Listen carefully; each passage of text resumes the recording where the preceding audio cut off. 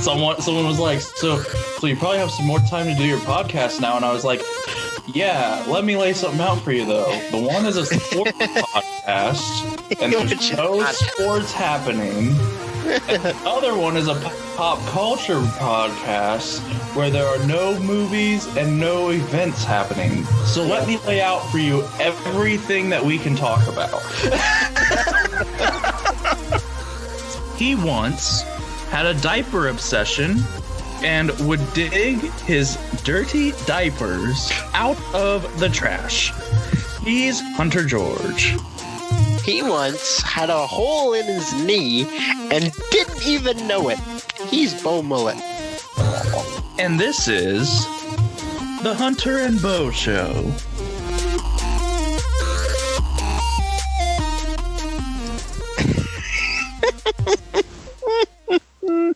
Why are mine always like...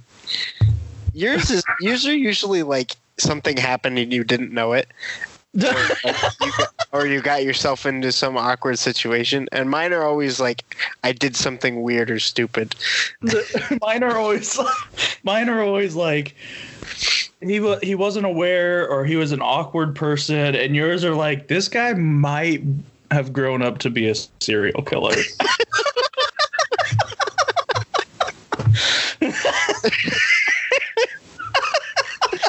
Okay, so the diaper obsession thing, I want to get clear. This was when I was a child. It doesn't matter. Nope. That doesn't get you off the hook.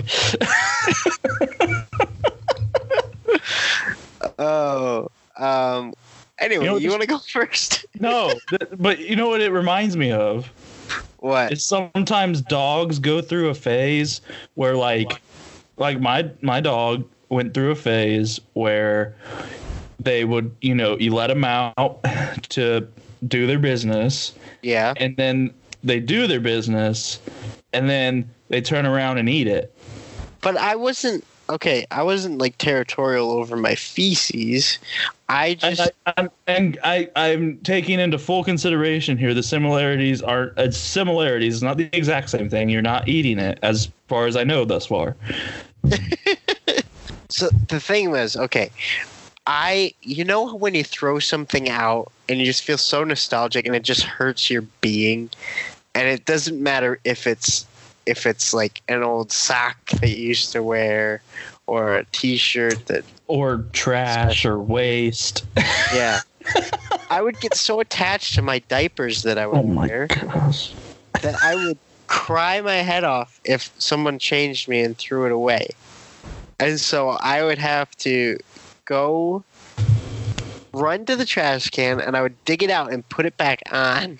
Wait, what? Okay, now this is starting to be the same thing as eating it. This is starting to go out. No, it's not. I would have to put it back on because I had such separation anxiety with my diapers. Did you put it? Same thing. Did you put it back on over the clean one, or did you refuse to have the new one? I didn't want the new one. So you refused to have the new one. But okay, so it got to be kind of it got to be so bad sometimes that I had a babysitter who lived down the street from me, and she tried to change my diaper, and she didn't know about this, and she tried to throw it away. And I went to the trash can, I dug it out, and I did it so many times, and I was screaming my head off the whole time. I was having such a temper tantrum that she had to put it on top of the fridge so that I wouldn't get it.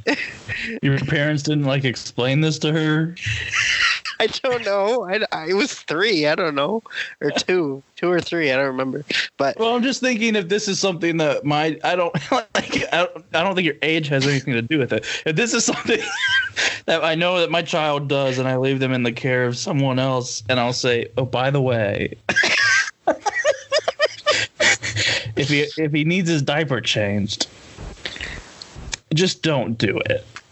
Let us handle that. So it'd be on the top of the fridge, and I would try to climb the fridge to try to get it. And Yeah, I mean, I don't know how to describe it any other way. I had such an attachment. I felt such an attachment to that diaper that I couldn't let go of it. It's the same thing. Like I still get that kind of like sad feeling when I throw away things. You know, like if you throw away an old like sock, like I'm saying, you know, like, oh, I've used this sock so many times. It's been through so much with me, and now I have to throw it away. It's that kind of thing. What kind of sock is it? What do you mean? What kind of sock is it? Well, is it just like a regular, like, white sock or black sock? Yeah, it's like an old sock that just got worn out. Maybe has holes in it now. Yeah, see, that's different. That's weird. Why?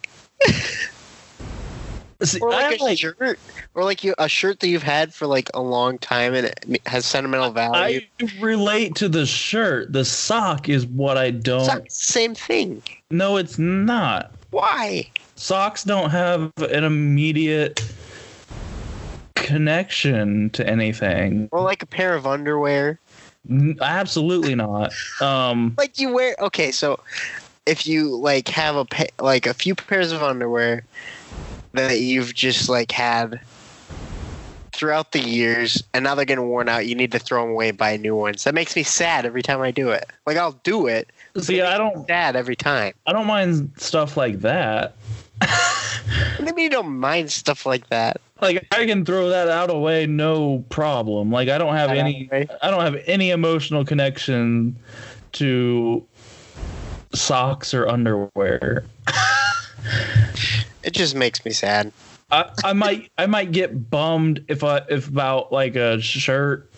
Like I have a bunch of shirts that I don't wear because I've outgrown them, but I hold on to because like they have there's something. It's not just like a blank shirt. Like I could throw out like a like just a blank generic T-shirt. But like if I bought it at something or if it has something on it that has sentimental value. What about this? Like a toothbrush. Like you've worn out a toothbrush, and the only way I'm holding on to a toothbrush is out of laziness to switch over to another one. I wouldn't hold on to it. I'm just saying it's sad when you throw them away. No, not really. No. Why is it not?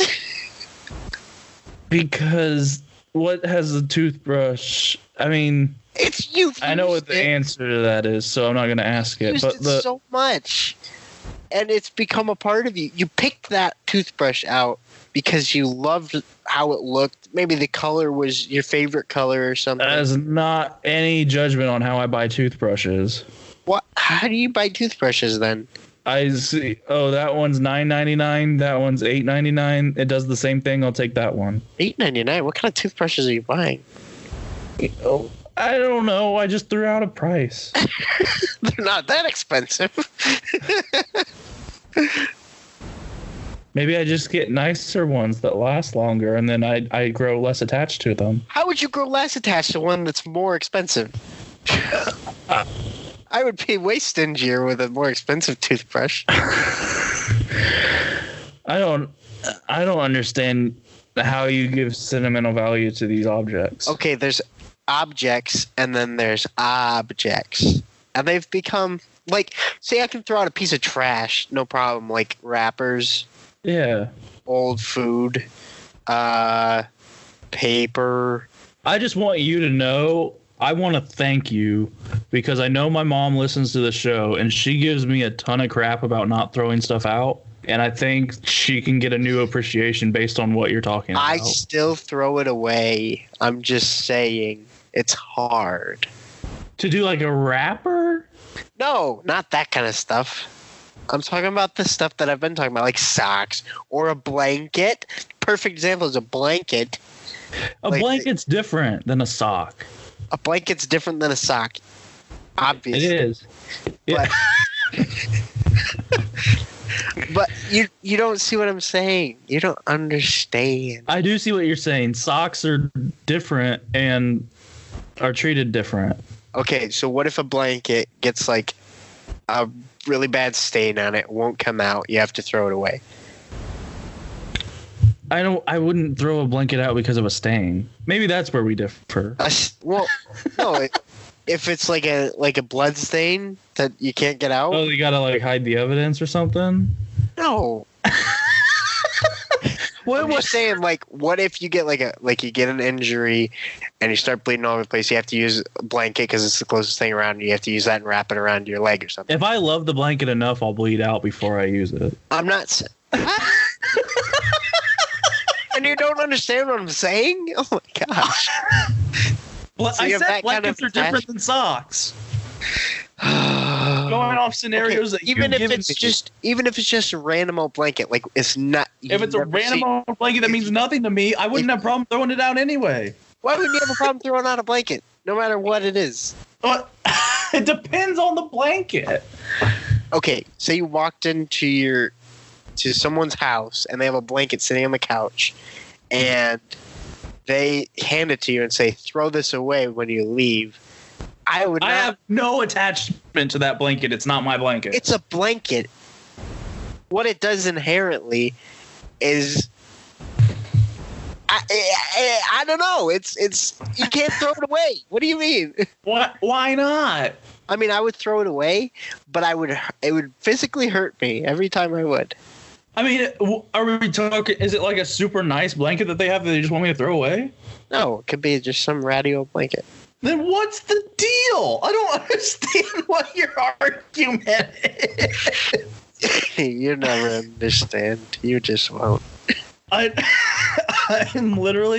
have no idea. Certain objects just have that kind of attachment to humanity. I don't understand where you get that attachment, and I think that's the problem in me understanding the entire scenario that you've presented. I don't understand where I get the attachment either, but it has attachment, and you just know it just hurts you certain things when you throw it away. No. Fine, let's talk about your knee. You got a hole in your knee, and you didn't even know it. He didn't even know it. Know it. Did you throw away your knee? No. I did. Exactly. Because you have sentimental value toward it. I had a hole in it. It wasn't a hole. It wasn't like my knee combusted. If my knee really in reality, I probably have the knees of an 87-year-old former accountant, and former accountant. Why does that have to? Because their knees probably aren't in great shape. That's so specific. Like, it's not like I have the former knees of an NBA player or something. Oh, okay. They're like keep their body intact. Like the accountants just sit all day and their knees get. I feel like an NBA player might have worse knees than an accountant. No, I'm sure all professions have bad knees, but But think about it. An NBA player would use their knees more frequently and have more impact to their knees. I feel like overall. That's true. When they're older, what is a good profession where there's a healthy balance? Healthy balance. If you use your knees too much, you have bad knees, and if you use your knees too little, you have bad knees. So what's maybe like an Olympic swimmer? Yeah, they'd probably have good knees. Yeah, because there's no impact on the knees. Swimming's healthy for your joints. Plus, that's why I need to get a personal pool. Well, there's only like a certain amount of time, like a certain amount of years where you're primed for Olympic swimming anyway. So it's not like they're swimming their entire life. I mean, up to that point. Up to that point, they would be, but then they kind of retire after a certain point. 35 years. Yeah, so. And then Same they're as a just basketball player. Then they're just swimming for exercise. Yeah. Anyway, I have really bad knees. Is the tangent I was trying to avoid. My initial point was that I have really bad knees. If I needed to have a knee replaced, I wouldn't think twice about it. I'd get it replaced. No sentimental value to that knee. You wouldn't even notice. Anyway, this was in first grade, and it was at recess, and someone pushed me, as was normal, onto... Oh my gosh, so sad. It was like a small school, it was a small parking lot, and at the one end of this parking lot it had an incline up to like the next property. So there's like a little like hill-ish thing of asphalt. And so someone pushed me into this, like into that hill. Like it wasn't like I went down onto like the level ground. I went down like into the incline. Okay. And it felt like I skinned my knee, and so went on with the rest of recess. Yeah. As normal. You didn't look at your knee and be like, "Am I bleeding?" No, I just felt like I skinned it. It didn't feel like anything. You didn't even check it out. No, as a kid, I would immediately look at my knee to see what happened. Well, I do now after this. It just felt like I skinned it, and wait, I'm just trying to picture this. So you fall down, you feel your knee get skinned. You don't even check it out. You just get up and you're like, you fall and you go, "Oh, just a skin," and go back to running around. Dude, we were in a game or something. Obviously, like I was locked in. But so anyway, so rest of the recess goes on. We go inside, and then I think after recess it was like the teacher read us a book or something as a class. And so I'm sitting there, and I mean, it's probably a good solid, like there's probably like 15 more minutes of recess, and then it was probably 15 minutes into this reading. So it was probably like a half hour after the initial fall. And they're reading, and all of a sudden I just feel my pant leg is wet. And well, that could mean a lot of different things. Yeah. So I'm like, especially at that age, my pant leg's like wet. And so I'm like, what is, like, did someone spill like a drink or something? But so I like grab like where I feel it wet, and it's like soaked like on my hand, and I'm feeling like the entire like pant leg is soaked, and I pull up my pant leg and my leg is just red. Oh no. And there's like puddles of blood gushing out of my knee. Oh no.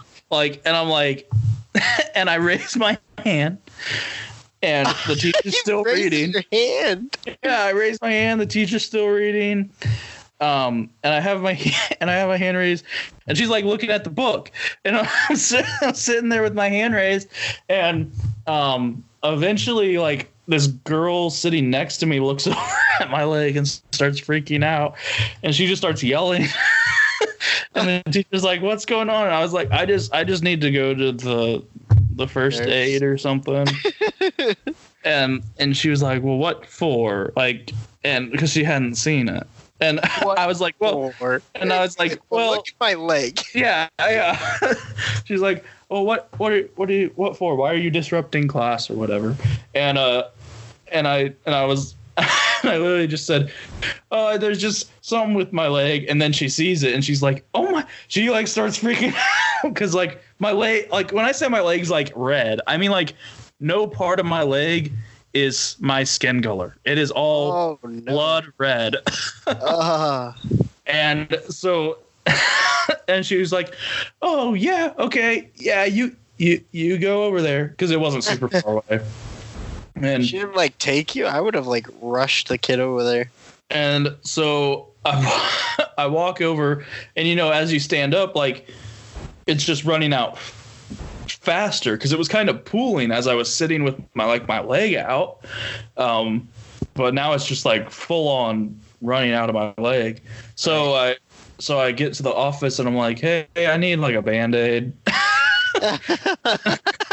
I need a Band-Aid. And she's looking at my leg, and she's like, "Oh my goodness." And she's like, "Okay, let me get," she's like, "Well, let me get a rag, and let me get like a washcloth." And so I got it all cleaned up. But I had a hole in my knee, and I didn't even know about it. I still have the scar. That sounds terrifying. I probably would have cried. It sounds less terrifying than crawling back in a trash can to pick up my dirty diaper. Not to me. was messed up. That's the point. This is the part where you say was. Was? Well, good. Well, good. Good to see that we're reacquainted. I haven't talked to you in a while. Yeah. Yeah. We had Since a our failed live video we had a failed fiasco. attempt on Facebook Live that turned into Instagram Live. Well, why? Let me ask you this: why would Facebook strip us of the right to do two people on a live video? I don't know why it would, because it owns Instagram and it has Instagram do it. Yeah, and especially in this trying time, Yeah. where obviously we're not going to be able to get together. Yeah. And do this live. Well, Facebook's biggest thing is connection. Yet they want to keep us separated. And they want to keep us separated. We've talked about a lot. We have. And we haven't even gotten started. No. Well, let's get going then. Well, let's get going. Talk about your Pete Davidson boy. He's our Pete Davidson boy. Oh, you'd like to think so. No, I like. He came out. Pete Davidson came out with a stand-up special on Netflix. How was it? Did you see it? I didn't. How was it? It was okay. It was okay. Yeah, I don't know how to review it. I think I had higher hopes going in because I have liked him on SNL. Yeah. And his bits on Weekend Update are pretty good, and that's basically stand up for him. Yeah, yeah. So, yeah. So, this is coming from someone who already likes Pete Davidson. Yeah. I thought it was okay. I thought there were funny moments. It wasn't anything mind blowing. Yeah. I guess on the plus side, I thought it was pretty short for a stand-up special. It was only like 45 minutes or something like that. Really? Huh. That was a short set. So it's not like usually they're at least an hour. Yeah. So it's not like I invested like a ton of time in it or anything. Right. And there were some good moments. He talked about, controversies that have been on SNL and Ariana Grande and the aftermath of that and whatnot. But it just wasn't anything. There wasn't anything in there that I thought like, oh, that's different, or oh, that's like something I hadn't seen before. Yeah. Wasn't something I was gonna go run out and say like, oh my gosh, have you seen? It was just kind of like, it was pretty much like, you have nothing else to do, and you're quarantined and looking for stand-up specials. It's okay. Right. And with him being friends with John Mulaney, I thought maybe that would have some impact. Because John Mulaney usually knocks it out of the park when it comes to stand-up specials.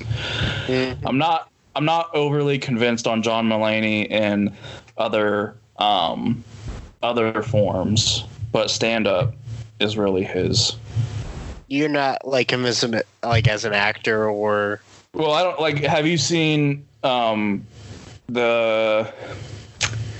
John Mulaney and the Sack Lunch Bunch? I have not, because it didn't really interest me, to be honest. Yeah, no, I tried I love John Mulaney. Yeah. So I turned it on and I got about 20-30 minutes into it and was like, I can't do it. I love John Mulaney too. Like, he's my favorite comedian. But yeah, that didn't sound interesting to me at all. Yeah. Yeah, so I think he's had a couple swings and misses. I don't in other media forms. I know people aren't going to agree with me this, but I don't like Big Mouth. I'm not a huge fan of Big Mouth either. But yeah, I don't like big mouth, and I know a lot of people do. I just think it's kind of like gross. No, for sure.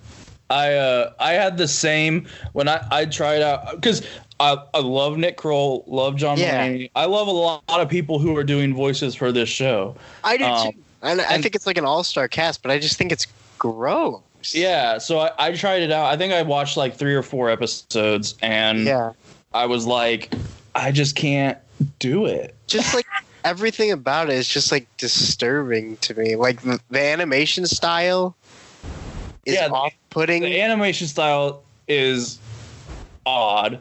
It's off-putting. Yeah, and the topics that each episode revolves around. Yeah, the plots are gross, and they're about kids, so it's even more gross. And I, in a sense, when I first was pitched the show, like by people who had seen it or ads for it, I was intrigued because it's like some of it is relatable because like being a teenager going through puberty is gross. And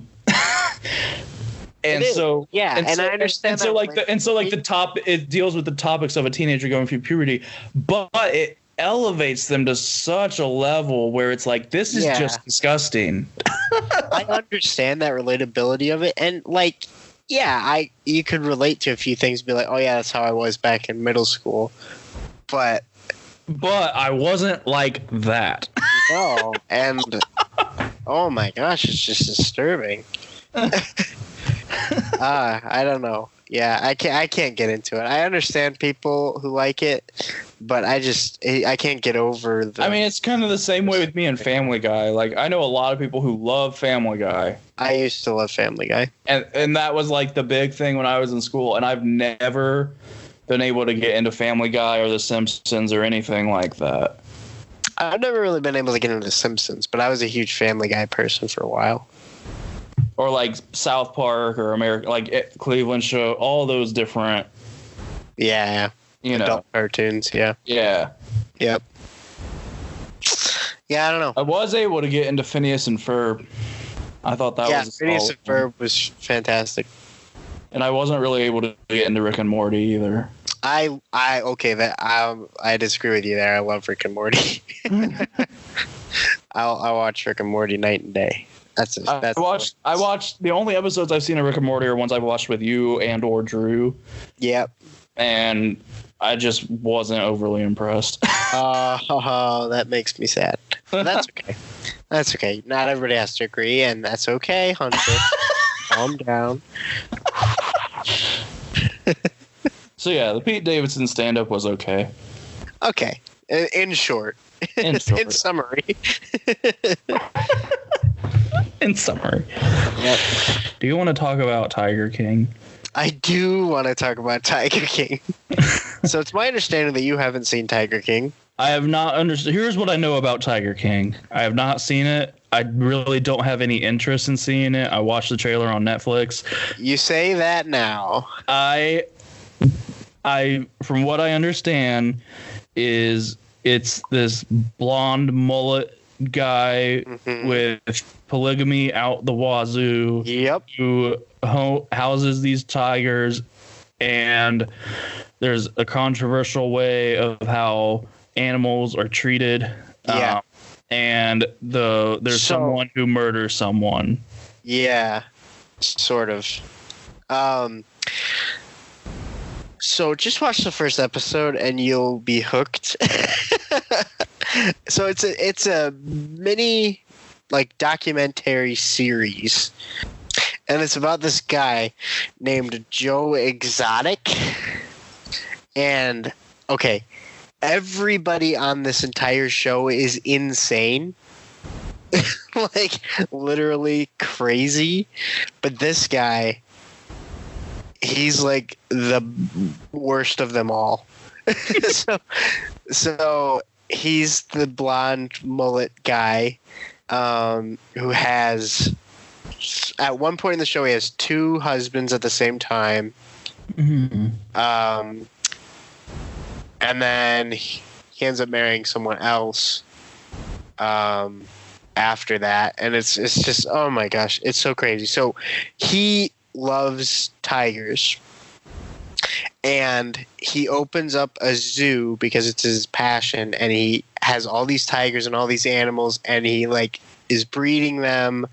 And it's really unethical how he treats them. And his staff especially, because, you know, they're there pretty much volunteers. He kind of gets them, like, out of jail, or, like, he goes on the streets and he finds them and he gives them, like, a home, you know. Mm-hmm. But he's paying them like $100 a week, and they're working like 24/7 nonstop, running the zoo for people to come in and, you know, witness. And he's like breeding these tigers so that he can make money, and he's like having them pet the cubs and stuff. And there are zoos like this all throughout the country, and they kind of play a role in this too.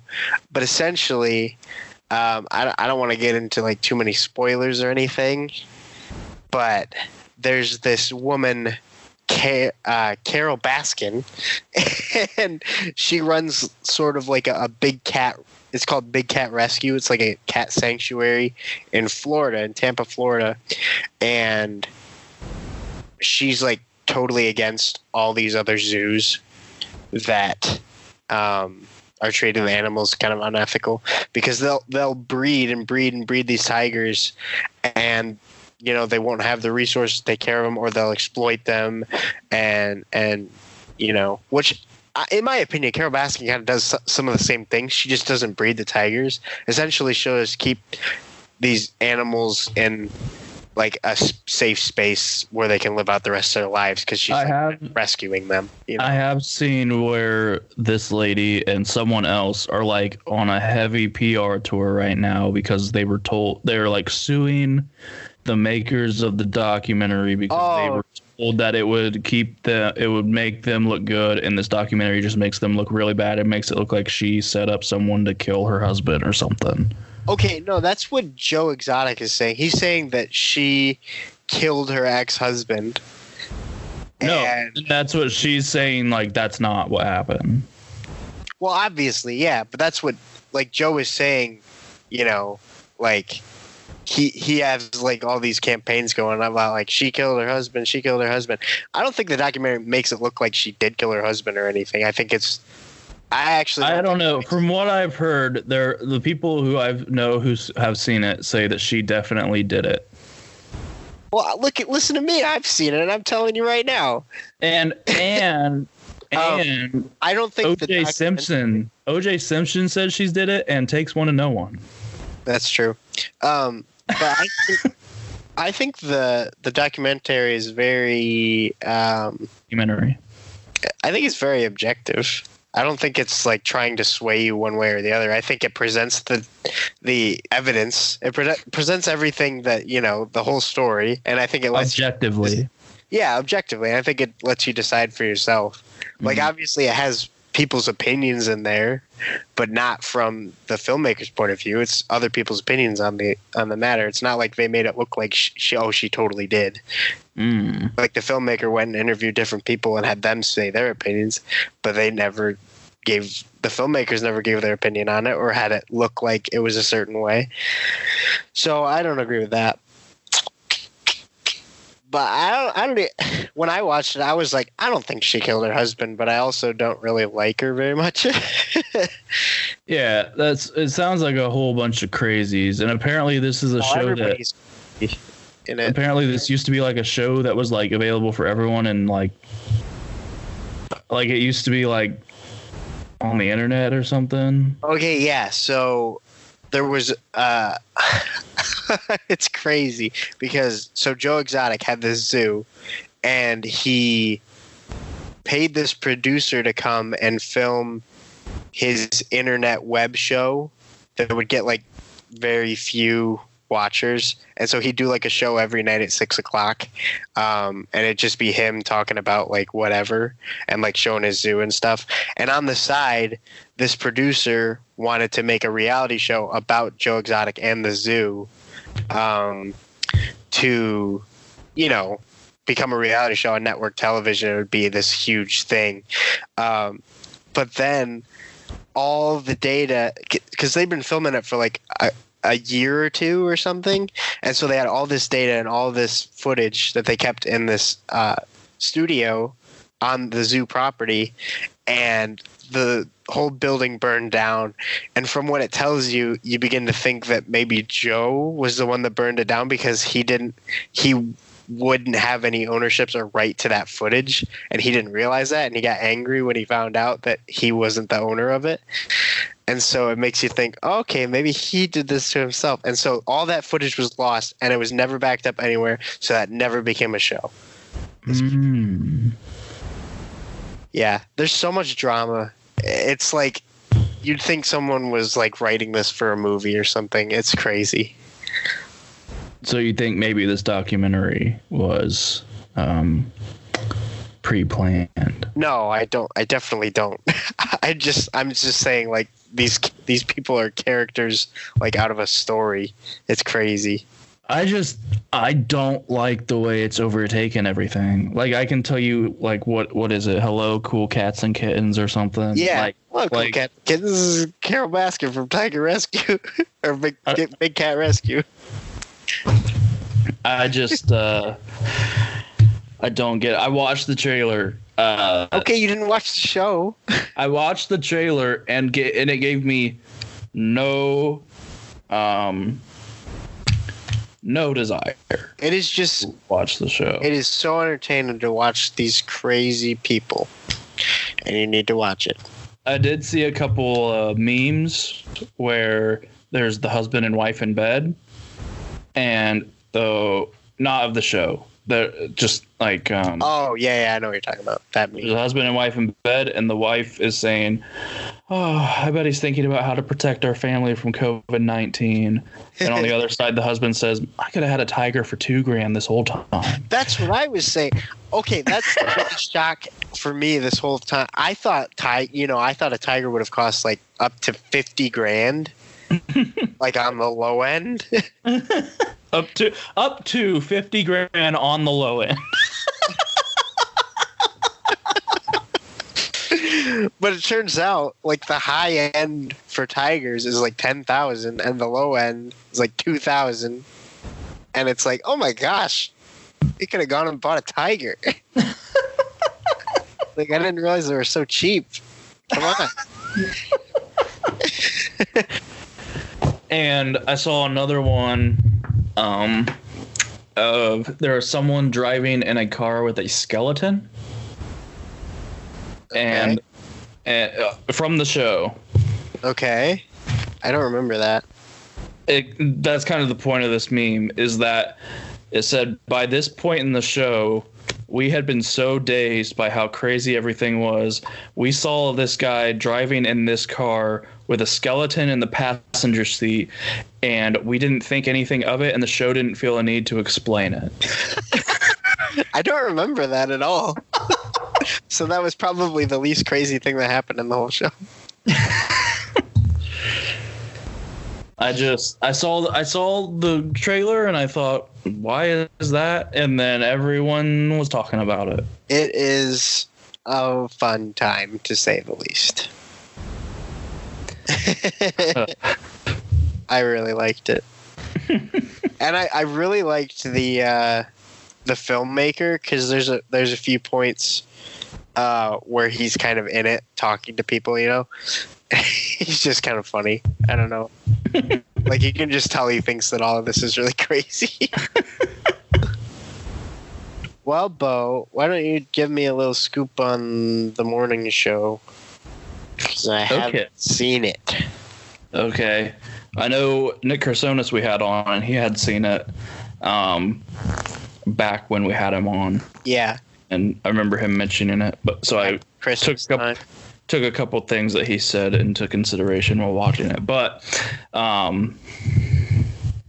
so while you spent your weekend watching Tiger King, I spent my weekend watching the morning show. Okay. And I have to say, I came out of it with mixed feelings, and I'm not sure I would recommend it. Oh, it's a very weird story. I've heard it's very good, so this is surprising to me. Yeah, I mean, it's just it was just really strange. I was expecting one thing. First of all, I want to call BS on Jennifer Aniston and anyone else associated with the show who apparently, when they were promoting the show, were talking about how nothing correlates with Matt Lauer or the Today Show. Yeah. There are too many similarities for them to have not taken anything from that. Like, way too many specific similarities. I bet they just they can't come out and say. Yeah, that's what I'm thinking. I'm sure that they based the entire thing off of that, and that they just can't say that they did for legal reasons or something. But like someone even said, like Steve Carell even kind of looks like Matt Lauer. Like it's like, oh, is he the character that's supposed to be? Yeah. Okay. But anyway, this entire show. Well, I want to start off with some of the good aspects. Some of the good aspects of the show. A lot of the plot lines are very well written. A lot of the storylines are done very well. Mm-hmm. There are a couple that I wasn't a fan of. Okay. But for the most part, the storylines are essentially what kept me watching the show. Because there wasn't much else. The acting is very good. Reese Witherspoon kind of felt like took on like a whole nother persona. Steve Carell was very good. Jennifer Aniston. I think she was, considering, I would say she did very well. I think the acting all around was Mark Duplass, or however you say his name, was maybe, what? Who is he? I don't know if I know him. He plays the show executive. Oh, that guy from Office Space. Maybe. Yeah. He's from the League. I know. Yeah, and Office Space. He, I think, was the surprise because I'd seen him in the League. And I'd seen him in a couple other things, but I'd seen him in the League as, that's probably his most famous reoccurring spot.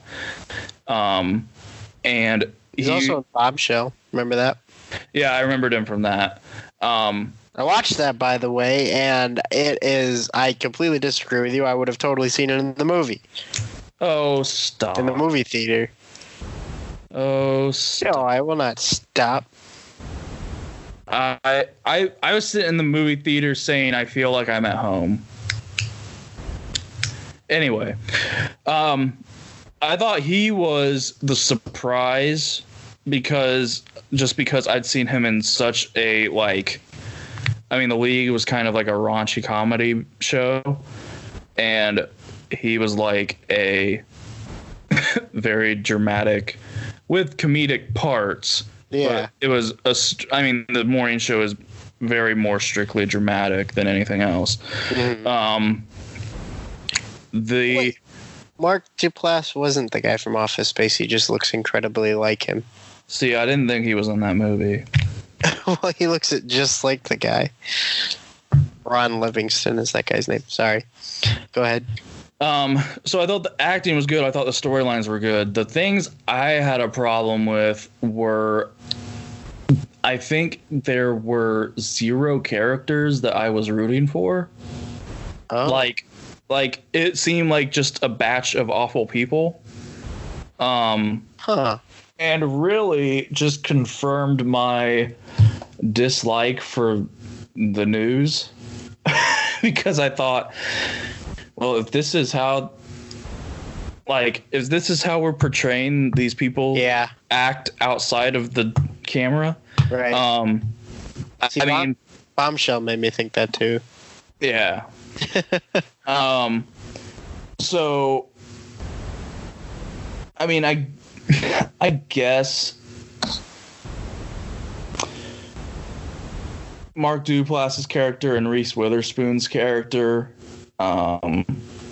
had redemptive moments, and by the end, it was largely redemptive. But it just for the majority of the show, I felt like I was just watching a bunch of people I hated, and I didn't want to watch it anymore. But the storylines were intriguing enough to keep me in. Okay. There was also a ton, and usually I'm not someone to complain about this, but I get a little annoyed when there's so much language that it feels like it's just in there for language sake. Like, it doesn't feel like a natural script. It feels like they're just using words to use them. F. I can't effing believe it. This is so effing da-da-da-da. Get the F away from me. Well, what if you effing did this? Well, what if I effing did that? Like, but not in an argument. Yeah. But like, I mean, it was just like, it literally, and it was literally just about every sentence. Oh, wow. Was some word. And it just like, and there are some movies where it makes sense in some circles, you know, characters would make sense, but sure. Yeah. It largely felt like no one actually talks like this. You were just given the MA rating so you can say it as much as you want, so you put it in literally as much as you possibly could. Well, I don't know, Bo. I think there are some people that do talk like that. Especially for sure. But this was literally every character all the time. Okay. I see what you're getting at. I mean, there are some movies that's just like that, where it's just like it felt like language for language sake. It didn't feel like it didn't feel like you would naturally flow that into the conversation the way it happened. Sure. Okay. And so just and I did agree. Nick had said that they were planning a season 2, but he hoped that, or it sounded like they were going to plan a season 2, but he was hoping that they wouldn't do a season 2 because it's like self-contained enough. Yeah, it did seem like it ended, and I was like, yeah, that's a wrap. I don't have any other questions. Like, and like he said, like, there, you know, there's a couple things, like, you could always make another season, because I think as long as not everyone dies, there are still stories to be written about the characters. Because they keep on living, so. But except maybe a couple, but it seemed for the most part every storyline was pretty much wrapped up by the end of the show. There wasn't really anything to go off of for a sequel. Yeah. Yeah. Makes sense to me. So, I mean, we're quarantined. At this point, it's like everything. It's like, well, we're quarantined, so it's not bad. You can watch it. Like, you know. Yeah. Yeah. It's hard to make like a recommendation when you have nothing else to do. But sure. That's what I would say about. I've heard some people really like it. I would say it's okay. I would have liked it to be more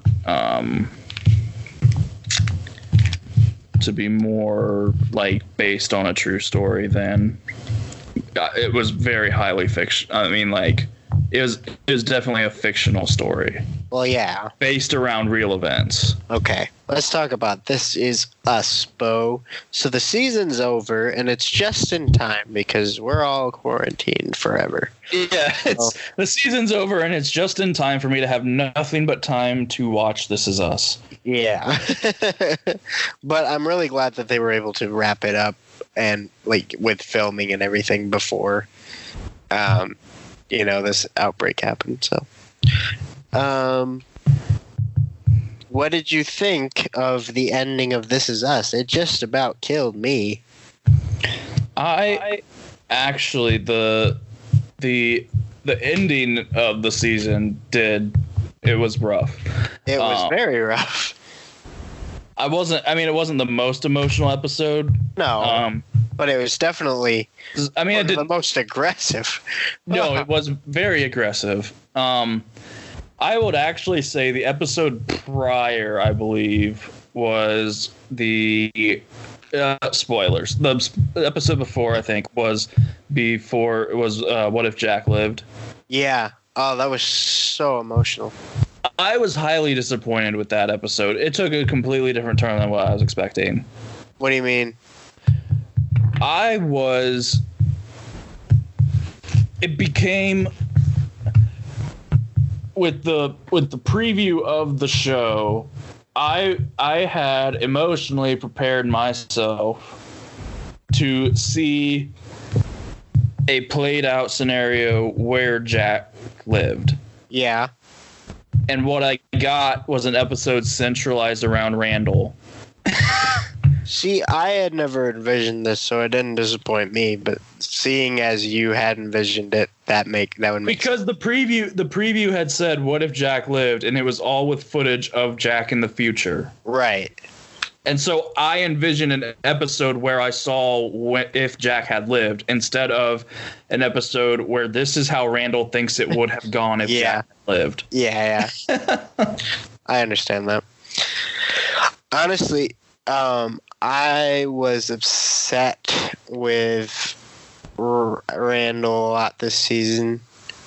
Yeah. I was also upset with Kevin a little bit. Somewhat, but not as Toby was a disappointment. Toby almost always is. What? You shut your mouth. I love Toby. I'll tell you something. The two, I don't wrap Toby into that. The character that I tolerate the most is Kate. She was better this season, I thought. I think she's a little bit to find her place in all of this. She was a little better this season. I have not liked her since the beginning. I didn't like her a lot in the beginning, but as we're going through, I think she's developing a lot, and I think she's a lot better. So, and I like Toby. I thought he dropped the ball a lot, but he's getting better toward the end of the season. Which is great. He was. And Randall was just being kind of manipulative, and Randall definitely took the deepest dive this season. Yeah. He was always the one that was like, I'm really interested to see what happens. He's my favorite, but I was getting so mad at him. And I'm like, Randall, why are you being such jerk? Yeah. Honestly. Because he was denying the fact that he needed help for so long, and I'm like, Randall, just go to a freaking therapist. Yeah. Randall, you need to, so many times. And, he was being a jerk to Kevin a lot. Mm-hmm. I mean, that's fair because Kevin's a jerk to him a lot. A lot. For sure. However, I would say I think in adult life, Kevin has gotten better. He's definitely gotten better. I love Kevin. I think he's I think become a lot better than he ever was. Yeah, I think the first 25 years of Kevin's life was spent mostly hating Randall. Yeah. And honestly, I did think he got a lot better. I think he grew a lot as a person. I think he's the best version of himself. I think the character who tracked it up the most this season was Kevin. Yeah, I think he's the best version of himself right now, except for when that thing he said to Randall at the end of the season. Randall baited him into that. I understand the tensions were high, but that was awful. Oh my gosh. I couldn't believe he said that. When he said that, I almost died. I totally believed he said it because I knew he was going to say it before he said it. I didn't think he was going to go that far. I was like, no, I was like, Kevin. What did Randall say to him? What did Randall say to him? I forget. Right before that. I don't remember. something about you're not even chasing dad, you're chasing me. You're in my shadow. Something like that, yeah. And my problem has been ever since you something. He said, and then Kevin said, the worst day of my life. And right after Randall said it, Kevin says the worst day of my life, and I go, I bet he's going to say the worst day of his life is when they brought Randall home. And that's exactly what he said.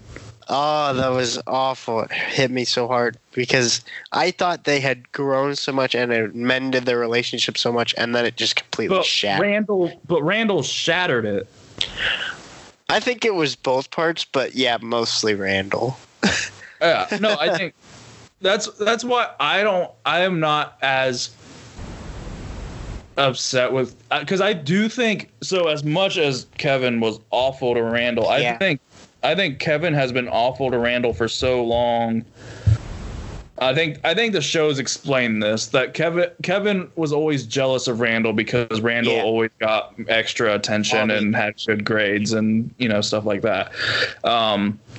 And so I think Kevin has kind of grown up in this like constantly being jealous of Randall, and then Randall manipulating their mom to do what Randall wants. I hated that. Oh my gosh. Like, I could see where he was coming from, but I was like, no, it was a trash move. It was definitely very selfish and very manipulative. Yeah. And I was like, buddy, I see where you're coming from, but you need to let things be. If people don't want to do what they don't want to do, you can't control people and make them do things. Mm-hmm.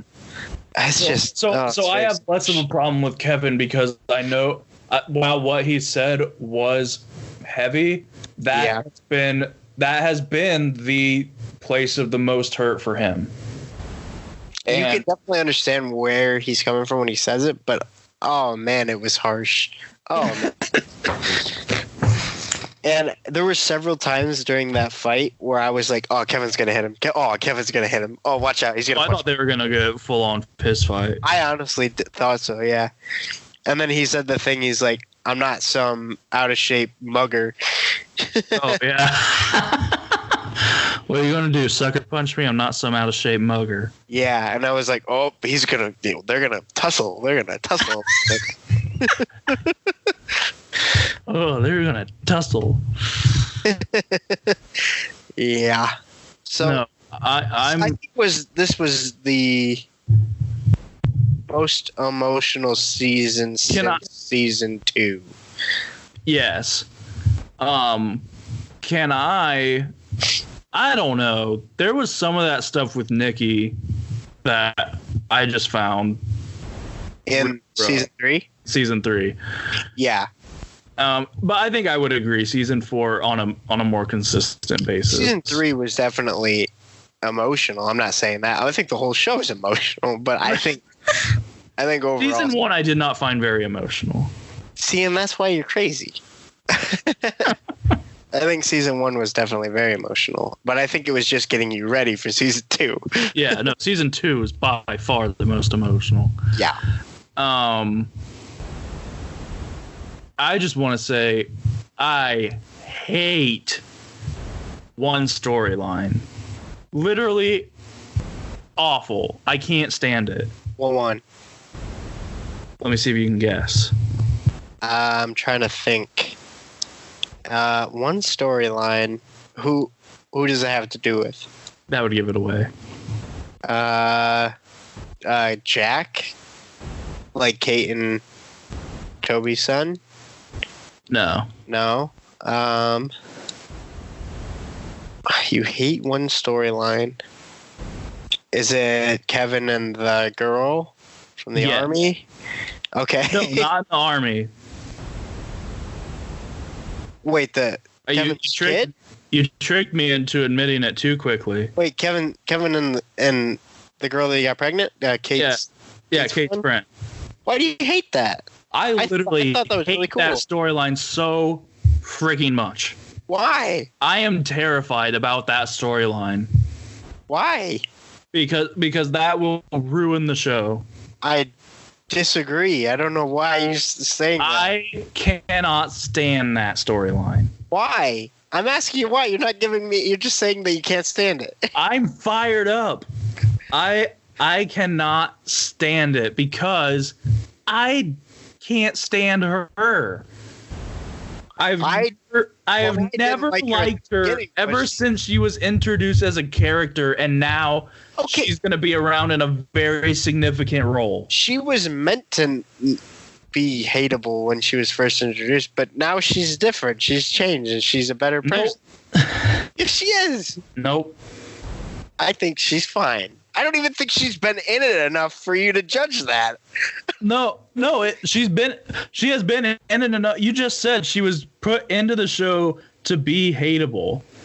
So she has been in the show enough for me to dislike her. Initially, that was her role as a character, to be like... There was no turnaround period. It was, I don't like her. Now Kevin's sleeping with her. Now she's pregnant. No, it's called season 3, when her and Kate became best friends. I didn't like her then. Oh, wait, that was season 2, wasn't it? Season 2 or 3? I don't care. I didn't like her then. I didn't either, but then they became closer friends, and she became a better person, and she's become a really good friend to Kate. And I don't know why you're bad-mouthing a poor little girl that got pregnant from Kevin, the sleep master. No, I hate on what's her name. I'm saying there was that, like you said, Madison. She was put in the show she was put in the show to be disliked, and there was put in the show to be disliked in season 1. That was her role in season 1. It's been 3 seasons since then, Bo. And they haven't changed that role until 2 episodes where Kevin slept with her and then she got pregnant. How are you saying that they haven't changed that role? Because I've never liked her. That's you personally. That's a you thing. The way they wrote it was not intentionally like, oh, Bo's going to hate this character always. We're going to make her grow. We're going to make her a better character, but Bo's just going to hate her for no reason. I really hate this storyline. I really hate you. I mean, just from a... I'm just kidding. From a Kevin standpoint, like, it's not even so much that it's her character, but the fact that it got intertwined with Kevin. Like, I didn't... Like, if she stuck around as Kate's best friend, okay. I think it's ironic that Kevin was like, I want to be a dad. I think I'd be so great at it. And then he got his wish. Yeah.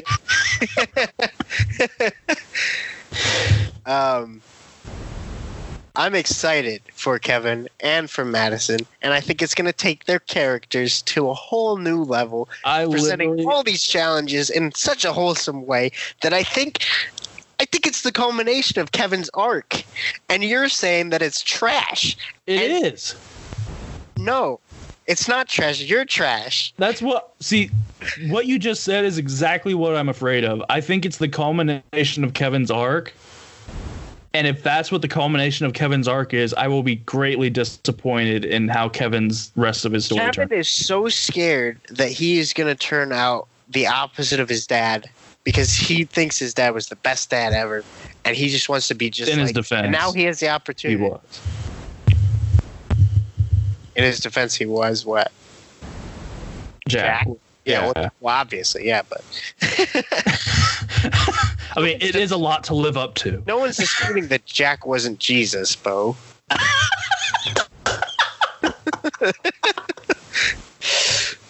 With a drinking problem. Yeah, Jesus with a drinking problem. I think we have different opinions on this. I'm literally scared for how this storyline plays out in the rest of the series. I think you're out of order. Where do you think it's heading? Where do you get off? I think it's heading toward Kevin being a responsible, loving family man, and I think that's great because I think that's what he's needed, and I think that's what he's looking forward his whole life. So you're saying that will be a whole family. It won't just be him and the kids. No, it's going to be him and Madison and the kids. See, that's what I'm afraid of. Why are you afraid of that? Because of Madison.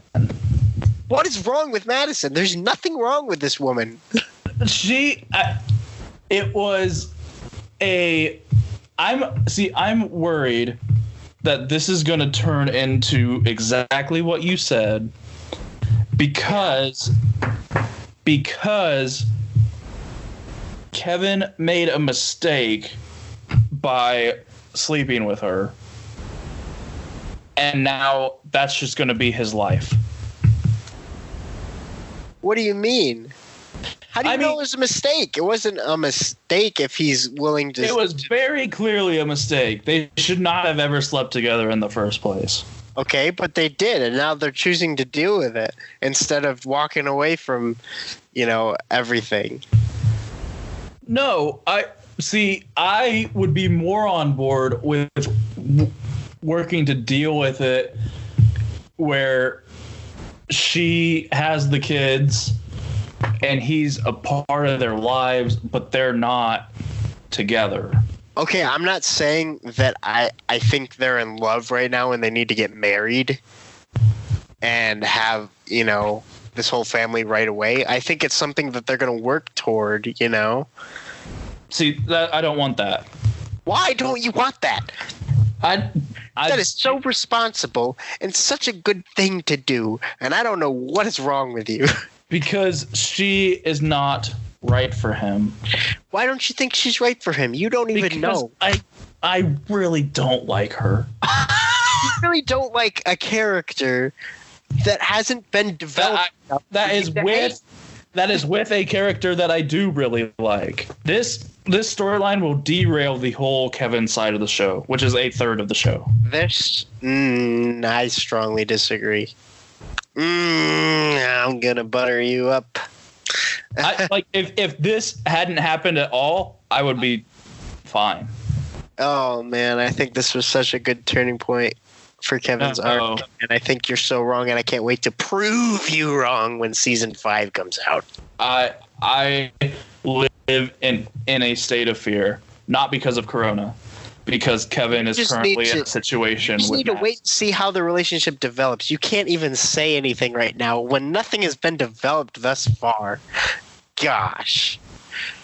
That's why I don't want the relationship starting like this. I don't want it to feel forced. It's a surprise. It's not forced. I don't want it to feel forced. It will ultimately be forced if the only reason they are together is because of these kids. Okay, they're not together right now. And I understand that, but you're saying that's where they get. I think that's where they will get. And you don't think the kids play a role in that? I think it might.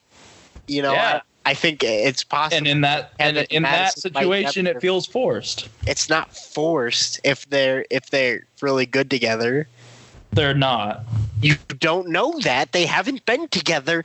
I've seen them separately. You've seen them separately. Seen them separately. One who's been the central character in the whole show, and one who's had maybe 10 guest episodes. Yeah. You hasn't been developed enough for you to decide that. I'm gonna throw something in the trash, and you know how much I hate that. There is another character who hasn't had many more episodes who I do feel would be more equipped for this role. Who? There's a limited number of guesses. People he's been with previously, you mean? Yeah. Okay, well, they're not options, so why are you even bringing them? One is. Who? No, tell me. I'm not playing this stupid guessing game. Just tell me. There's a heavy limited amount of guesses for who I could be thinking of. Well, maybe 2. One of them is married. One of them left because she didn't want kids, and he did. So who are you talking about? Which one left because of that? What do you mean, which one? I forget that detail. Zoe. From season 1? Season 3. The army girl. No. Zoe. I don't remember Zoe at all, but that's not who I'm thinking of. Beth's cousin that he dated for a whole season. Oh. No, that's not who I'm thinking of. Who are you thinking of? The army girl? No. Who the heck are you thinking of? Sophie's married, so... But she ain't dead. But she's married. Is that who you're talking about? Yeah. Sophie is married. Not happily. What do you mean not happily? You don't know that. Have you seen her You're episode? making all these assumptions that... Oh my gosh. You act like you're freaking Dan Fogelman himself over here. Maybe I am. Wouldn't that be a twist? Me and you would have some words, Mr. Fogelman. I don't know if you saw the episodes that she was in, but clearly still has feelings for Kevin. Okay, maybe, but I feel like that was resolved. Nope. I think it was, and I think she is not willing to get out of the marriage that she's in just to be back with Kevin, who didn't work out with in the first place. The first time when they were super young, but now they're older.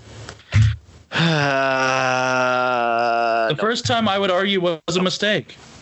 I think if he had wound up with Sophie, I wouldn't have been sad, but I also would have been like, not really fulfilled with that. I kind of wish it was someone else. See, if he ends up with Sophie, I envision that it is first of all, is it unpredictable? No. I think it's very predictable that would be the outcome. However, I think they do it in a way that is some giant, grand, 3-episode trilogy. And it becomes the, what'd you call it? The culmination of his arc. No. I don't think so. Nice try, but and I feel like this other storyline was forced in. I think we'll have to agree to disagree on that. And I think we'll just have to wait and see what the cards play. Your lack of concern gives me anxiety because I am a ball of anxiety over how this storyline plays out. You're a ball of anxiety. Over this storyline. Yep. That is the best possible thing that could happen for Kevin because it's pretty much everything he wants. Nope. In quarantine, the only thing that matters is This Is Us. We're going to have to agree to disagree on this one, buckaroo. Send us your thoughts. HunterBowShow@gmail.com. You're obviously going to agree with me because Bo is a psychopath who doesn't have feelings. You're obviously going to agree with me because we all know that would be a better story. I think we all know that Madison is just fine. He literally had her upside down at one point, Bo. Oh my god. Oh my god. You don't do that with people you don't like. Okay, we're done with This Is Us. I'm just getting too heated about that. Let's talk about Onward. Onward. So I was able to see Onward in theaters, even though it was only in theaters for 2 weeks. I was able to see it opening weekend. But I know it's now on Disney Plus, which is... Did you see it in theaters or did you see it on Disney Plus, Bo? I saw it on Amazon Prime. Oh, you did one of those rentals for in theaters? Actually, I think I bought it. I own it now. There wasn't a rent option. Okay. It was just $20 to get it. Well, that's not a bad deal, and especially for this movie. No, it was very good. Yeah. So, what were your thoughts of the movie overall? And let me just say, if it would have been made by just about anyone other than Disney and Pixar, probably wouldn't have risked it with a $20 own. But what did you think of the movie? It would be a good movie. I thought it was great. You thought it was great? Mm-hmm. I thought it was fantastic. Another fantastic movie by Pixar. Yeah, take my money. and I find Pixar to be interesting. Thank you. Because they have been, I think when they were first starting out, I think first of all, this is probably going to come in a different context anyway, because I was born before Pixar started making movies, or right after Toy Story came out, or something like that. Like, I mean, like. Well, what was the first Pixar movie? Was it Toy Story? Toy Story. And literally, Toy Story. Next, just in case. What? No, yeah, Toy Story was the first one. Then A Bug's Life. Toy Story was the first full-length feature film that was computer animated. And that was before I was born. It was 1995. Yeah, so like we were literally born into an era where computer animation was a thing for movies. Yep. And I think when they were first Dan Fogelman wrote Cars. Sorry, I'm looking at the Wikipedia page for Pixar. Dan Fogelman wrote Cars. Did you know that? No. Well, you do now. He also wrote Tangled. Oh. Is Tangled Pixar? No, but that's just a fun fact. Oh. I didn't think so. But no, I think there's going to be a difference between when I was 4 watching Toy Story and when I'm 24 watching Onward. Yeah. But I think when they were first starting out, you had all these like iconic characters, like one after the other. Like, this is how Pixar built their reputation. They had Toy Story, they had Bugs Life, then they had Monsters Inc., then Finding Nemo, then Incredibles, Cars, Ratatouille, Wall-E. See, that's when it started going down. But are you kidding me? What? Look me in the eyes and say you don't like Ratatouille. I was not that big of a fan of Ratatouille. And I really wasn't that big of a fan. It's rats controlling chefs with their hair. Exactly. What more could you want out of a movie? No, I remember I saw Ratatouille. It was okay. I saw Wall-E. It was okay. I wasn't a huge fan of either one of those. You're saying okay. What is wrong with you? I wasn't a huge fan of Wall-E. Wall-E makes you believe in objects. That's where my attachment to objects comes from. It's from Wall-E, probably. Up.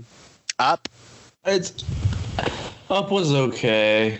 Stop saying okay. You're gonna tear my heart out. Up was amazing. It makes you want to cry every time. For the first 2 minutes. No, for the first 7 minutes. Okay, fair. And then the rest of the movie is based off of that first 7 minutes. So pretty much makes you want to cry the whole time. No. Makes me want to cry the whole time. Anyway, you come off of these. I mean, the first 8 films they had were just smashes. Sure. And sure, that led to success. I know a lot of people that like Ratatouille, like Wall-E, like Up. I haven't seen The Good Dinosaur. I need to see that. The Good Dinosaur is good. I think we all agree that Cars 2 is the worst one. I never saw Cars 3, so I don't know. It was better than Cars 2. Well, there you go then. Yeah. But so what happened with Pixar is largely now they come out with sequels, long overdue sequels at that, to Toy Story, Incredibles, Monsters Inc., Finding Nemo, Cars, and every once in a while they make a movie that is an original idea. Yep. And the original ideas, I think, are some of the best movies that they made. I agree. I think they need to... Onward and Inside Out. Yep. Those are fantastic. They haven't caught on the same way that the original... They haven't caught on the same way the original characters they developed did. Which is really strange. Mm-hmm. I think that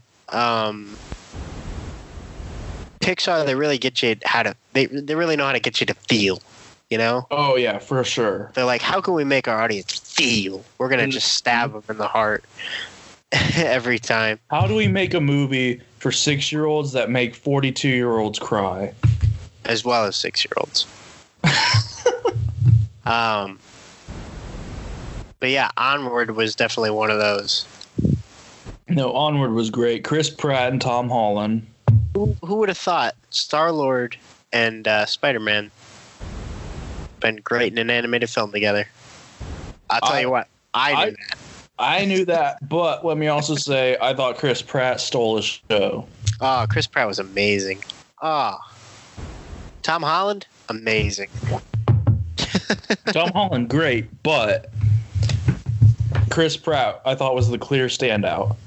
I feel like, it's weird because I feel like Chris Pratt is similar to the character he plays in Onward. Yeah. Or he has played similar characters. But I also think this was a very different type. Like, he played it very different than he's played his other characters, if that makes sense. What? How do you mean? I don't know. It just felt... Because I'm like, okay, it's clear why they picked Chris Pratt to play this role. But then while he was playing it, I was like, I kind of forgot at some points that it was Chris Pratt playing it. Because I was like, he's playing this very, very differently than he's played other roles before. And it's like really good, No, I like it's very distinct. I thought it was very good, but I never forgot it was him. I'm not saying I actually forgot. No, but I'm saying like it wasn't like it didn't feel super different for me. I'm saying like I was so immersed with the way he was playing the character that he convinced me that it was a completely different person, And I'm saying he didn't. Okay, well, that's for me.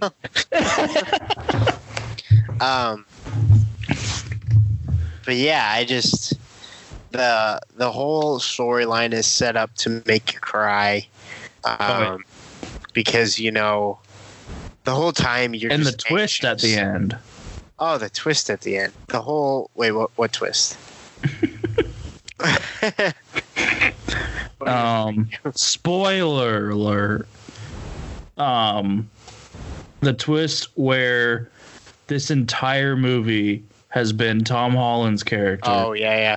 Oh, that's to see his dad, and at the very end of the movie, he gives up the chance to see his dad so that his brother Chris Pratt can have the chance. I love that he realized the whole time. And he realized the whole time that what he was looking for to find in his dad, he has had with his brother the entire time. I love that because I feel in the beginning he really didn't appreciate his brother, and he was really embarrassed of him, honestly. Yeah. But he realized that his brother had been there for him the entire time, acting as his. Well, do you know the true story behind this story? No, I heard a little bit about it, but I don't know enough to talk about it. So you go ahead. Essentially, I saw Chris Pratt did an interview on Jimmy Kimmel about it, and essentially, like Tom Holland's character, like the little brother, is the person who wrote this movie. Yeah, and he worked on. I think they said. I can't remember if him and his older brother worked to make the movie or if he made the movie. Yeah. And then at the premiere is when his brother saw it for the first time and saw what it was about. And it was basically his story of they had lost their dad. Yeah. And at the end, it was his message to his brother in the similar way of the story. Yeah. How his brother had been there for him the whole time. Yeah. That's so sad and so awesome at the same time. Okay, so this wasn't the funniest. No, it wasn't. This wasn't the funniest Pixar movie, but I don't think that's what they were going for, and I really appreciate that because I mean, there were definitely funny parts to let you know that it's like, okay, kids, would have it they would be entertained by this, Yeah. Similarly to Inside Out. Inside Out, I don't think was the funniest, although I did think it was very funny. Yeah, there were funny parts, but that's not the main point of the story. And I really appreciate that about this because they're not going all in for the laughs to try to downplay the whole message that they're going for, you know? Mm-hmm. Overall, just, fantastic. Makes you cry. It was so good. Yeah, because I definitely didn't see that coming, where he went through his list and he was like, I've done all of these with my brother. Yeah. So I'm going to give him that opportunity to reconcile with my dad. Mm-hmm. Oh, Yeah. Fantastic. I would say I thought the animation was weird. I liked the animation. I didn't realize until the very end of the movie that they were elves. Even though they said that at like the beginning of the movie. I didn't realize that. And then at the end of the movie, they were like, who would have thought, a couple of elves or whatever? And I was like, oh, they were elves. I just thought they were blue people. No, yeah, I did think and similarly, if I hadn't been told they were elves, I wouldn't know they were elves. Well, yeah, because you've never seen like a blue elf before. But I just thought I think that might be maybe why this movie. I mean, granted, the big part of why. What was wrong with the animation? I don't understand. I just thought it was strange. Like their dad, I thought was in the flashbacks. I just thought the concept of kind of what creatures they were was odd, and I liked it. Thought it was interesting, unique. I did think it was unique, but I think that might be why it doesn't take off as much as some other movies that Pixar has done. Now, granted, I think a big part of why it won't take off like other Pixar movies is because of we were in theaters for 2 weeks. Yeah, but it did steal the show for those 2 weeks. Yeah. So, yeah, I feel really bad. I hope a lot of people rent it and watch it on Disney Plus and buy it, because it's definitely not going to make enough money. No. Which is really sad. But I was going to say my mom is really prejudiced against animated movies, and she'll not watch them. Really? Just because they're animated. And I'm like, Mom, these stories are so good. And she's like, no. I literally spent the first 8 years of my life exclusively on animated things and refused to watch anything with an actual person in it. Me too. I think, and I think having because of that, conversations with my mom, like, oh, I wouldn't like that show. And she's like, why not? And I was like, because they're real actors. I think that the reason, like, our kind of generation grows up and continues to watch cartoons is because that was ingrained with us, like, throughout our whole childhood and everything. And I think before that, cartoons weren't the most popular things, No, not at all. What? I think previous generations were very much raised on cartoons. Have you ever talked to someone from the old days? I'm talking about good cartoons. I'm sorry, excuse you? I'm talking about good cartoons. Looney Tunes, Tom and Jerry. Those are okay cartoons. They don't have, like, plots. Yes, very true. I mean, like, they have short plots. It's not like they're... Yeah. Okay, they're good. Let me define Beauty and the cartoon. Beast. I'm talking about well-established... Beauty and the Beast, Cinderella, Disney. Okay, these are movies. What animation are you talking about? I'm talking about specifically cartoon series, Television series. And so, I think we grew up on ones that were like, there were the occasional stupid ones that you just watched for, like SpongeBob or Ren and Stimpy or those kind of things. But then, there were the ones that we grow up on where they just had fantastic storylines. That even now I would watch them and be like, oh, this is a fantastic show. Like Avatar: The Last Airbender. Didn't see it. Like Star Wars: The Clone Wars. Didn't see it. Yeah, well, you're an idiot. That's why. Things like that. New Adventures of Winnie the Pooh. The New Adventures of Winnie the Pooh. Yeah, great example. Arthur. Arthur. Okay, example. But what I'm getting at is I think cartoons continue to develop and are continually accepted as things that are not just for kids now. And I think that's why our generation has kind of just always been immersed in cartoons like our entire lives, you know, because they're constantly getting better, especially recently, and they're more socially accepted as things that are for everyone. Whereas that's true. You know, whereas generations previous, they're like, oh, that's an animated thing. It's for children. Yeah, like Sausage Party. Like Sausage Party, yes. No, I definitely think they have been more tailored towards the general audience than strictly for kids. You think of the latest franchises that have really taken off, and I think Pixar was a big part of that because they really did make movies that the whole family could enjoy. Yeah. I mean, you look at kind of Disney in general, and you talk about like the humor that's for adults. Yeah. In a Disney movie that just goes over, which I think is, and I think that's more. I think is an incredibly underrated skill to be able to know. To be able to know a joke that only adults will understand, but is still so adult. Like I don't, because some of those things like they aren't. No. Like they're an adult joke. Yeah. But to know that joke will not be perceived by the child. Yeah.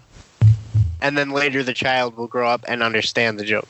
And I think, and that's the kind of thing I'm talking about. I think that's a trope that has. But you look at like How to Train Your Dragon. You look at Toy Story. You look at Shrek. Like some of these films. These franchises, especially Shrek, I would say, were built to be enjoyed by the entire family. Yeah, and I think that's a trope that has relatively recently become popularized. Like I would say late 90s on, you know, or not even late 90s, maybe early to mid 90s. Mm-hmm.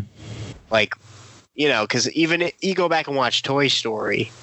No, that's what. Yeah, Toy Story was. Yeah, I think Pixar was a big part of this. Definitely, because people saw Pixar have success with a general family movie, and everyone wanted to do that. Yeah. Mm-hmm. I was just gonna say, in this time of isolation, there have been many a celebrity who have been going Instagram Live. Steph Curry, One Republic, like. Pretty much any band, Rob Thomas, like they're all going live. They're all making videos of them performing at their homes or whatever. So to provide kind of entertainment. Didn't Elton John have Elton John did like a whole concert in his living room or whatever. Yeah, along with a bunch of other celebrities. To raise money. Yeah. Bunch of other musicians. What we're not going to praise, though, is Gal Gadot's Imagine. I was going to talk about that. Yeah. Oh, my gosh. I saw this thing. John Mayer posted a video where he was like, and it's parody, obviously, but and satire. But he was saying, like, they actually asked me to be in that video, but I thought they were talking about Imagine by Ariana Grande. Yeah. I saw that. And so he cut it so that, you know, it was the normal video where they were singing Imagine by John Legend, and then he put himself in there singing John Lennon. You know. Yeah. Or what did I say? John Legend. Sorry, Lennon, yeah. And he put himself in there singing Imagine a world like that. Yeah. So funny. No, that first of all, I don't know. I forget who it was. It might have been Crystalia. I don't know if you heard this. First of all, how is this inspiring? Because imagine there's no heaven. It's easy if you try. Okay, you are living in hell. Now imagine there's nothing great about what you imagine the greatest thing you thought was coming after this life is not there.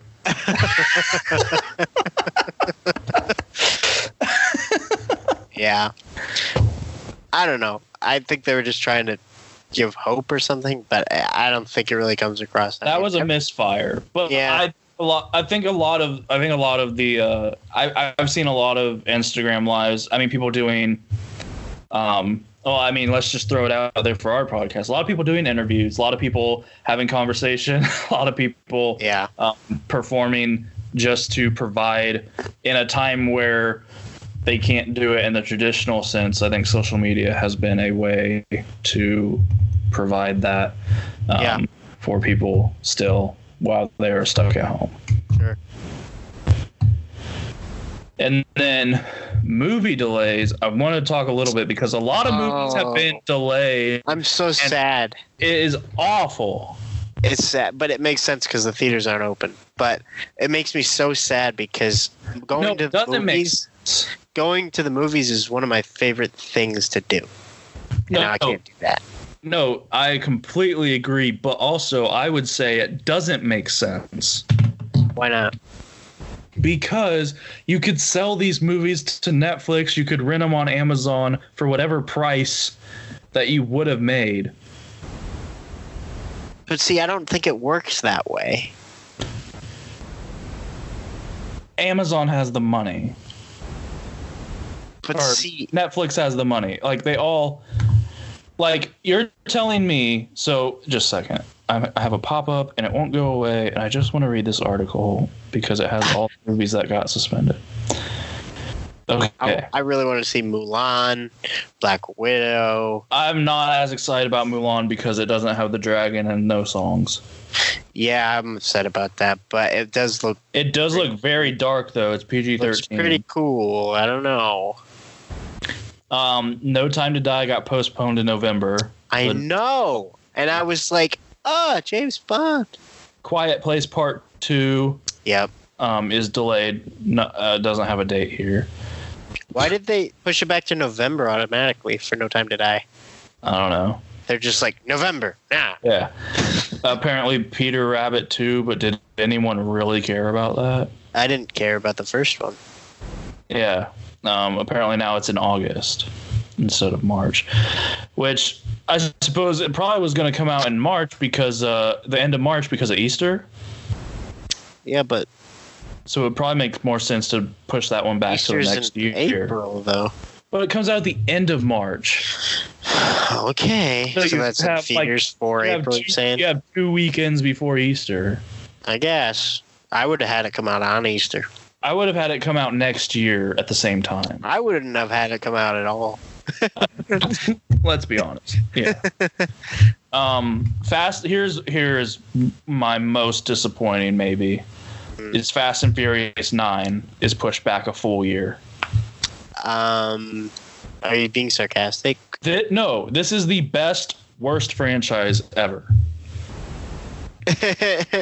I haven't loved these movies. I haven't gone to see. I literally can't stand how unbelievable they are, but I love these movies. I haven't gone to see one in a long time. I own all 8 on Blu-ray. You? Yeah. Oh gosh, you're a silly man, Bo. That it is a great franchise, and for not only it's pushed back a full stinking year. That's crazy. Yeah, I wouldn't. And it's been 3 years since the last one. That's pretty extreme. I'm not gonna lie. Yeah, it's been 3 years since Fate of the Furious. Yeah. Wow.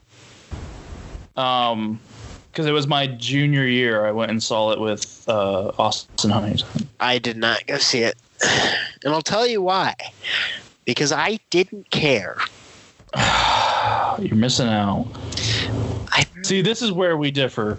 You've seen Star Wars. I've seen Fast and Furious.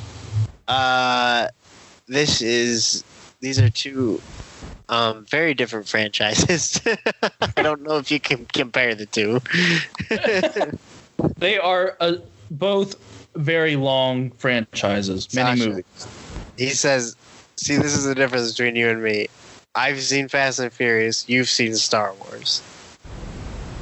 She just rolled her eyes. No, they're similar in the fact that there's 9 movies of this franchise. Star Wars has a few more. 6. Star Wars has 6. Star Wars, no. Star Wars has 6. There are 3 trilogies and then more movies. Star Wars has 6. No, that's not right. Star Wars has 6 movies. That's not true. Star Wars has 6 movies. That's not true. And then there's add-ons and additions. There's a whole other. There are 3 trilogies. No, Star Wars has 6 movies, and then there's a few that they made after that.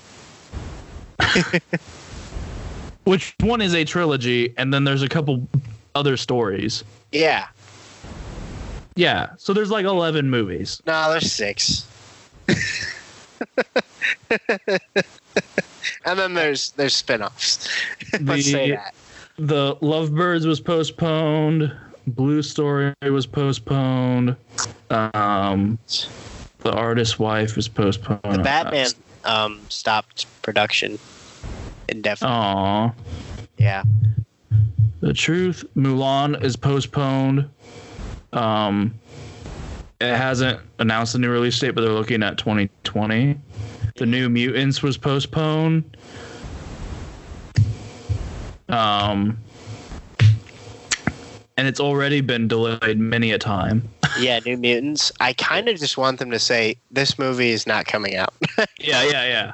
Because it's been in production for like 3 years. It's crazy. Antlers? Oh, Antlers. I kind of want to see that. It's a new horror movie that comes out. Yeah, it's pushed back. Bros? I don't know what Bros is. A Billy Eichner romantic comedy. Billy Eichner? No, I don't know Eichner. Little Mermaid has halted production. I forgot about Little Mermaid. Halted production. The Marvel Shang-Chi and the Legend of the Ten Rings. Oh no, Destin Daniel Cretton. That's production halted. The Last Duel, starring Matt Damon and Ben Affleck, was scheduled to shoot. What is that? Never heard of it. I don't know. It's early in production. Nightmare Alley was supposed to be in production. It's Guillermo del Toro. Oh, I like Guillermo. It's his movie, and it stars Bradley Cooper. I like Bradley Cooper. That's an odd pairing. Shrunk is postponed. Is that like Shrek? No, it's Honey, I Shrunk the Kids. Oh, it's a remake? Yeah. Oh. Or a sequel or something. I never saw those movies. Okay, but I do want to say, I do want to present my one idea. What? I don't understand why these movies got pushed back when you could say, hey, we know Black Widow was going to... First of all, Disney could take the hit. Second, if you have a movie like Fast and Furious... So, like, if you have Black Widow, Disney can take the hit. They could just put that on Disney Plus and force everybody to get Disney Plus.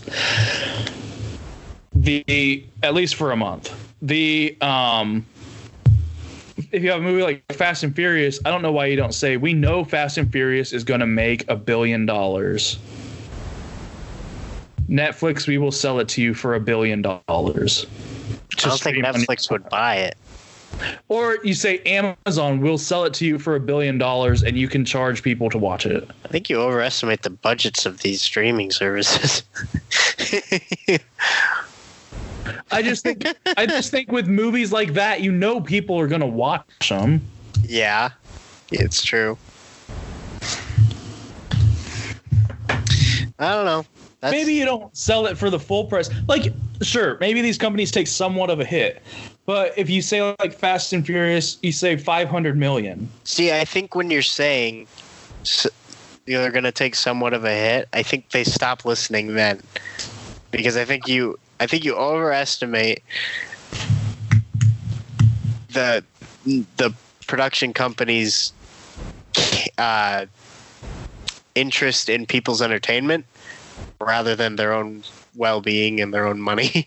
That's fair. That is fair. I am all for someone who is saying, we have this movie ready and people love it, and people have nothing else to do but watch our movie, and they're looking forward to it in a time of uncertainty, this would be something they would enjoy, and I will take a hit to provide that for them in this time. I think that'd be a great PR move, and I think it would get a lot of attention, but I don't think anybody would be willing to actually do it.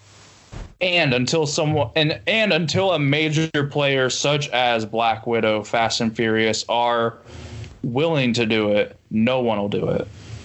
There might be one or two that do it, but it's not going to impact if it's a small movie. Yeah. I also think you overestimate my ability to edit this down into an hour and a half. But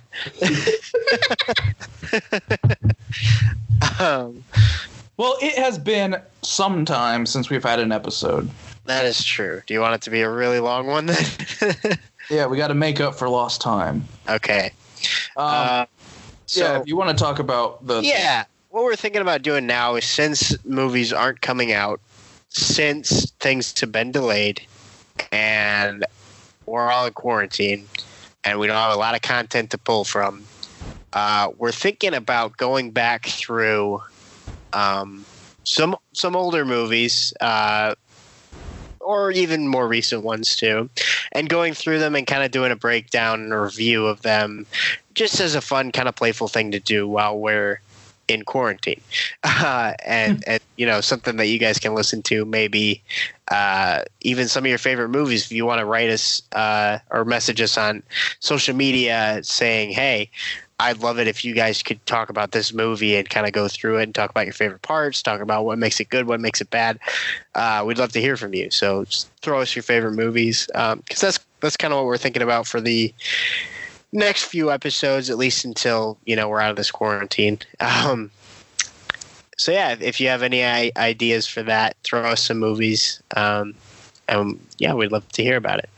Where can they where can they send? So you can hit us up at our email, yes. I always do this wrong.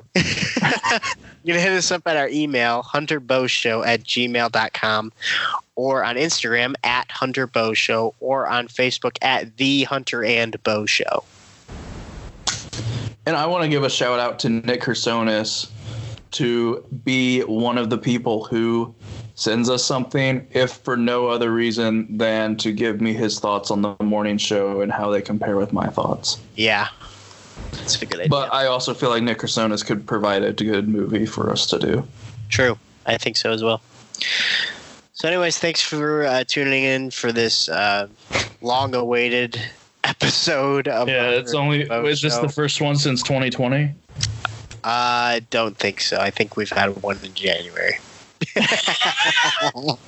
It's been the first in a couple of months at least, though. So thanks for tuning in. We're gonna keep on a consistent schedule now that we have. We're quarantined. Yeah, we're quarantined, and we're not having technical difficulties anymore. Hopefully. I say that now, but then when I download this, it's not gonna work. So, anyways, thanks for listening. You're great. In Jesus' name, amen.